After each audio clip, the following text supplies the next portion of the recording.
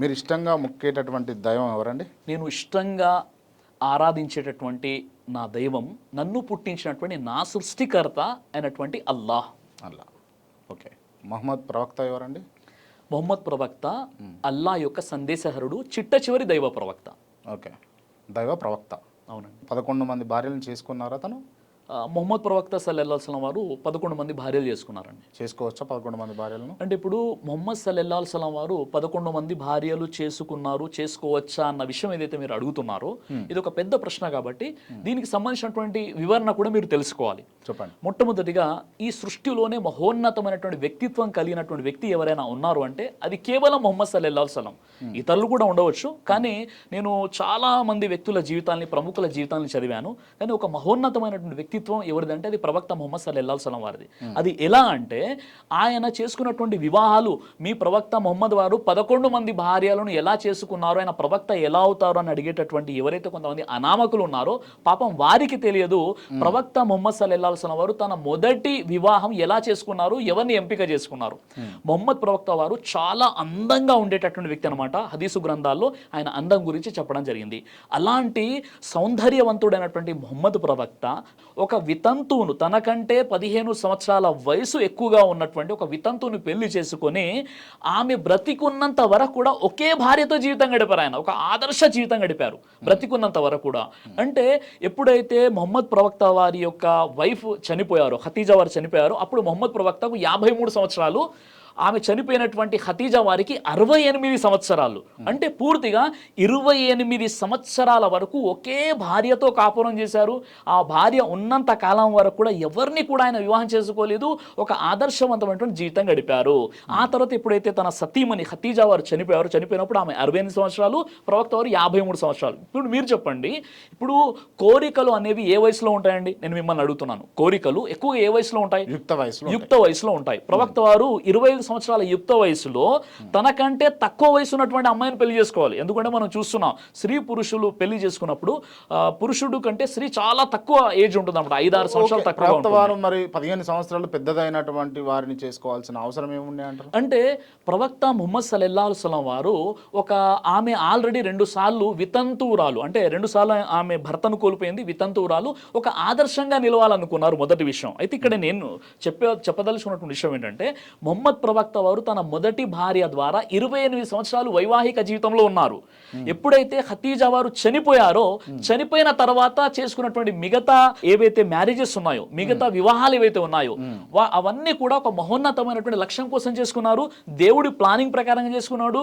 దేవుడు చెప్పాడు కాబట్టి చేసుకున్నారు. తన సొంత కోరికల కోసం చేసుకోలేదు. ఈ విషయం మీకు ఖచ్చితంగా తెలియాలి. అంటే యవ్వనం మొత్తం కూడా తనకంటే 15 సంవత్సరాల వయసు ఉన్నటువంటి ఖతీజాతో గడిపేశారు. ఇక ఆమె చనిపోయిన తర్వాత ప్రవక్త వారు బ్రతికున్నది కేవలం 9 లేదా 10 సంవత్సరాలు మాత్రమే. ఈ 10 సంవత్సరాల్లోనే మిగతా 10 మంది భార్యలను చేసుకున్నారు. అందులో కేవలం ఒక ఆయిషా వారు మాత్రమే ఆమె కన్య. మిగతా అందరూ కూడా వితంతువులు అనమాట. మిగతా ఎవరైతే చేసుకున్నారో వాళ్ళందరూ కూడా వితంతువులు. అందులో కొంతమంది ప్రవక్త వారి కంటే ఎక్కువ వయసు ఉన్న వారినే చేసుకున్నారు. ఎందుకు ఇలా చేసుకున్నారు అంటే దీనికి సంబంధించి ఒక విషయం తెలియాలండి. ఆ విషయం ఏంటంటే అరబ్బు జాతి ఎలా ఉండేదంటే, అరబ్బు జాతులు వివిధ తెగలు ఉండేవి. ప్రతి తెగ కూడా తన యొక్క అస్తిత్వాన్ని కలిగి ఉండేది. ఆ తర్వాత ఆ తెగలో ఉన్నటువంటి వారి కోసం ప్రాణాలు ఇవ్వడం కూడా సిద్ధంగా ఉండేదన్నమాట. చిన్న చిన్న విషయాలకు వాళ్ళు గొడవలు పెట్టుకుంటూ ఉండేవారు. అయితే ఒక తెగ మరొక తెగను కలపడానికి ప్రవక్త ముహమ్మద్ సల్లల్లాహు అలైహి వసల్లం ఈ వివాహాలు చేసుకున్నారు. అది ఎలా అంటే అరబ్బు జాతిలో అల్లుడిని చాలా గౌరవప్రదంగా భావించేవారు. అల్లుడితో యుద్ధం చేయడం అంటే ఆ పూర్తి తెగతో యుద్ధం చేసిన దాంతో సమానం. కాబట్టి ఈ 11 మంది భార్యలు, అంటే ఖతీజా గారి తర్వాత మిగతా 10 మంది భార్యలు ఎవరైతే ఉన్నారో వీళ్ళు వివిధ తెగలకు సంబంధించినటువంటి వారు. వాళ్ళను పెళ్లి చేసుకున్నారు. వాళ్ళేమో వితంతువులు, మరియు ప్రవక్త వారి కంటే కొద్దిగా ఎక్కువ ఏజ్ కూడా ఉంది. అప్పటికే ప్రవక్త ముహమ్మద్ సల్లల్లాహు అలైహి వసల్లం 53 సంవత్సరాలు అయిపోయాయి. అంటే లైంగిక కోరికల కోసం, కామ కోరికల కోసం ప్రవక్త వారు వివాహం చేసుకోలేదు. ఒక వితంతువులకు ఒక మంచి గొప్ప అవకాశం ఇవ్వడానికి అని చేసుకున్నారు. మరో విషయం ఏంటంటే ప్రవక్త ముహమ్మద్ సల్లల్లాహు అలైహి వసల్లం వారు చేసుకున్నటువంటి ప్రతి వివాహానికి వెనక దేవుని యొక్క మహోన్నతమైనటువంటి ఒక లక్ష్యం ఉంది. దీని కారణంగా ఆయన వివాహాలు చేసుకున్నారు. అంటే మీరు యుద్ధాలు చేయరు, ఒక తెగ కూడా మానేస్తే ఆ తెరువు కూడా పోరు అని చెప్పేసి చెప్తా ఉన్నారు కదా మీరు. అంటే దానికోసం కాదంటారా? యుద్ధాలు చేయకుండా ఉండడం కోసం కాదంటారా? అంటే వివాహాలు చేసుకోవడానికి చాలా రీజన్స్ ఉన్నాయి.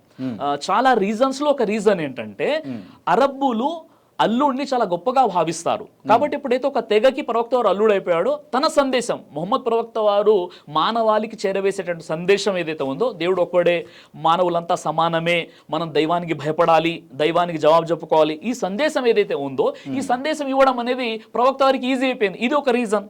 తర్వాత ఆ చేసుకున్నటువంటి ఎవరైతే ఆ స్త్రీలు ఉన్నారో వాళ్ళు వితంతువులు, ప్రవక్త వారు ఆదర్శంగా నిలిచారు, వారికి ఒక జీవితం ఇచ్చారు, ఇది ఒక ఆదర్శం. ఇలా చాలా విషయాలు ఉన్నాయి. అందులో 2 విషయాలు చెప్పాను నేను. ప్రవక్త వారు ఇంతమంది భార్యను కలిగి ఉన్నారు అని ఎవరైతే ఎలిగేషన్ చేస్తున్నారో వాళ్ళు తెలుసుకునే విషయం ఏంటంటే, వాళ్ళకు అర్థం అవ్వాలని కొన్ని విషయాలు చెప్తున్నారు. అదేంటంటే, ఇప్పుడు శ్రీకృష్ణ వారు ఉన్నారండి, శ్రీకృష్ణ వారికి ఎంతమంది భార్యలు తెలుసా మీకు, మీ అవగాహన ప్రకారంగా? శ్రీకృష్ణ వారికి ఎంతమంది భార్యలు? శ్రీకృష్ణ వారికి 8 మంది పట్టపు రాణులు ఉన్నారు, 16,108 మంది గోపికలు ఉన్నారు. శ్రీకృష్ణుని తండ్రి అయినటువంటి వాసుదేవుల వారికి ఆయనకు దాదాపుగా 16 మంది భార్యలు ఉన్నారు. అలాగే శ్రీరాముల వారి తండ్రి దశరథ మహారాజు గారికి 3 భార్యలు ఉన్నారు. బైబిల్లోని సొలొమోను ప్రవక్తకు ఈ దాదాపుగా 700 మంది భార్యలు ఉన్నారు. బైబిల్లో అబ్రహాంకి, బైబిల్ ప్రకారంగా అబ్రహాంకి 3 భార్యలు ఉన్నారు. ఇలా చూసినట్లయితే ఇది కేవలము ఒక మొహమ్మద్ ప్రవక్త అని చెప్పి లేదా ముస్లింలు చేసుకుంటున్నారని చెప్పేసి ఒక పెద్ద ఎలిగేషన్ అనమాట. కాబట్టి ఇస్లాం చెప్పే విషయం ఏంటంటే, మీరు ఇతర మతాలను లేకపోతే ఇతర గ్రంథాలను అసలు అది కానే కాదు, దేవుడు ఒక్కడే అని చెప్పేసి భావించేటటువంటి మీరు పోల్చుకోవడం సరికాదు కదా సార్ ఈ విషయంలో? సార్ ఇప్పుడు ఇతర గ్రంథాలు ఏవైతే ఉన్నాయో వాటితో పోల్చుకోకపోవడం ఏంటి? నిజంగా చెప్పాలి అంటే సనాతన ధార్మిక గ్రంథాలు వేదాలు, ఋగ్వేదం, యజుర్వేదం, సామవేదం, అధర్వణ వేదం, 12 అరణ్యకాలు, 12 బ్రాహ్మణాలు, 108 ఉపనిషత్తులు, భగవద్గీత, మనుస్మృతి, ఎన్నైతే హిందూ సాహిత్యం, ఎన్నైతే హిందూ గ్రంథాలు ఉన్నాయో ఆ గ్రంథాల్లో ఉన్న విషయాల్ని ఆచరిస్తే, ఆ గ్రంథాల్లో ఉన్నటువంటి సమాంతర విషయాలపై మనకు వచ్చేసినట్లయితే మనకు ఇక విభేదాలు ఎలా ఉంటాయండి? ఈరోజు మన గ్రంథాలు ఉన్నాయి సార్. ఇప్పుడు ఏది గ్రంథం ముందు ఏది తర్వాత అన్న చర్చలు ఏవైతే జరుగుతున్నాయో అసలు ఆ గ్రంథంలో ఉన్న విషయం ఏంటో మనం తెలుసుకోవాలి కదా.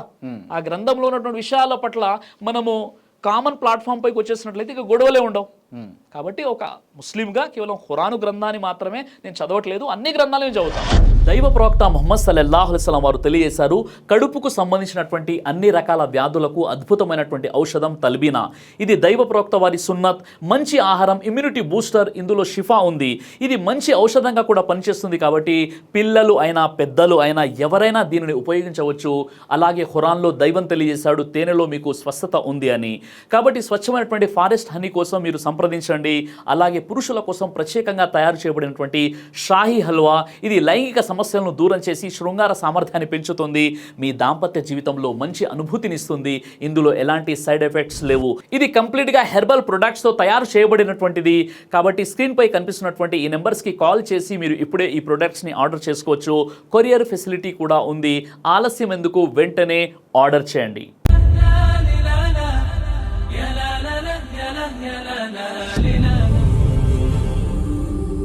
బ్రదర్ సిరాజ్ అని యూట్యూబ్ ఛానల్ని మీరు సబ్స్క్రైబ్ చేసినట్లయితే ఇన్షాల్లా దేవచిత్తం అయితే మీకు వీడియోస్ వస్తుంటాయి. అదేవిధంగా బ్రదర్ సిరాజ్ అనేటటువంటి ఫేస్బుక్ని కూడా లైక్ చేయడం వల్ల మీకు వీడియోస్ వస్తుంటాయి.